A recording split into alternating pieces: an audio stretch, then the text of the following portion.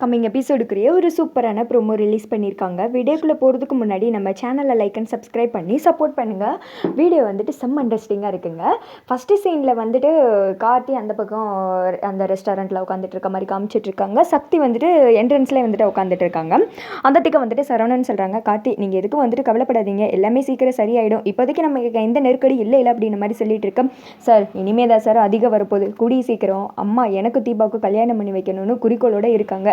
அந்த கல்யாண வேலையெல்லாம் வேற பார்க்க ஆரம்பிச்சிட்டாங்க. நான் தான் எதை கொஞ்சம் டைம் கேட்டு தள்ளி போட்டிருக்கேன். அது மட்டும் இல்லாமல் தீபா கிடைக்கலன்னா பெரிய பிரச்சனை ஆகிடும், கீதா கழுத்தில் என்னால் தாலி கட்ட முடியாது அப்படின்ற மாதிரி சொல்லிட்டு இருக்கேன். உங்கள் சைடு இருந்து யோசிக்கும் போது கொஞ்சம் கஷ்டமாக தான் இருக்குது. நம்ம கூடிய சீக்கிரம் எப்படியாவது தீபாவை கண்டுபிடிச்சிடலாம். ஆனால் திடீர்னு ஹாஸ்பிட்டலில் இருந்து அந்த துங்காவும் தூக்கிட்டு போகலன்னா தீபாவை யார் தூக்கிட்டு போயிருப்பாங்கன்னு ஒரே குழப்பமாக இருக்குது அப்படின்ற மாதிரி யோசிக்க, அதான் சார் எனக்கு ஒன்றுமே புரியலை அப்படின்ற மாதிரி சொல்லிட்டு கீதா அவங்கக்கிட்ட நான் விசாரித்தேன். அந்த வில்லன் இருக்கான்ல, அவன் வந்துட்டு கீதா அவங்க ஒருத்தங்களை கொன்னாங்களே, அவங்க அண்ணன் தான் போல், அது மட்டும் இல்லாமல் பெரிய ரவுடி அப்படின்ற மாதிரி சொல்லிட்டு இருக்காங்க. அந்த திக்கும் அரசியல்லாம் வேற பலமாக இருக்கான் அவனுக்கு சப்போர்ட்டுக்கு அப்படின்ற மாதிரி சொல்ல, அப்போ இதெல்லாம் சுற்றி வச்சு பார்க்கும்போது பெரிய பிரச்சனை இருக்குன்னு சொல்லிட்டு தோணுது அப்படின்ற மாதிரி சொல்ல, ஆமாம் சார் இதெல்லாம் மீறி எப்படி தீபாவை கண்டுபிடிக்க போகிறோன்னு தெரியல, நம்ம எந்த பக்கம் போட்டாலும் வந்துட்டு முட்டுக்கட்டையாக நிற்கிது அப்படின்ற மாதிரி சொல்ல, சரிங்க காட்டி நம்ம எதுக்கு இன்னொரு தடவை ஹாஸ்பிட்டல் போய் விசாரிக்கலாம், நாளைக்கு வந்துட்டு அந்த டாக்டர் வரவும் போய் விசாரிக்கலாம் அப்படின்னு சொல்லிட்டு இவங்க வந்துட்டு அந்த இடத்த விட்டு கிளம்புறாங்க. அதே சமயத்தில் சக்தி வந்துட்டு யோசிச்சுட்டு இருக்காங்க,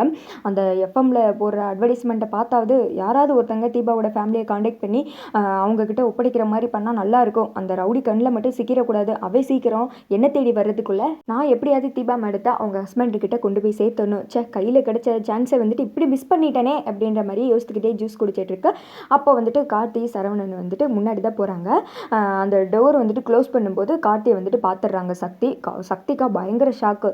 இவர் அப்படின்ற மாதிரி சொல்ல, எங்கேயோ பார்த்த ஞாபகம்ல அப்படின்ற மாதிரி சக்தி யோசிச்சுட்டு இருக்காங்க. அட சரட்டுன்னு எஞ்சி போய் வெளியில் வந்து பார்க்கலாமே, உட்காந்துக்கிட்டே மேடம் வந்துட்டு யோசிக்கிறாங்க, இவங்க அன்னைக்கு நம்மக்கிட்ட வந்து தீபா பற்றி விசாரித்தவங்க தானே, அப்போது இவங்க தான் அவங்க ஹஸ்பண்டு, ஐயோ சே இவர் கண்ணு முன்னாடி பார்த்தோம், அன்னைக்கு வந்துட்டு மிஸ் பண்ணிட்டேன், இன்றைக்கி வந்துட்டு இவர்கிட்ட எப்படியாவது தீபா மேடத்தை பற்றி சொல்லியே ஆகணும் அப்படின்னு சொல்லிட்டு கார்த்திகிட்ட சொல்ல போகலையும், அதாவது சக்தி இங்கே உட்காந்து யோசிக்கவங்களையும் கார்த்தி வீடே போய் சேர்ந்து போல், அது வரைக்கும் உட்காந்து மேடம் யோசிச்சுக்கிட்டே இருக்காங்க.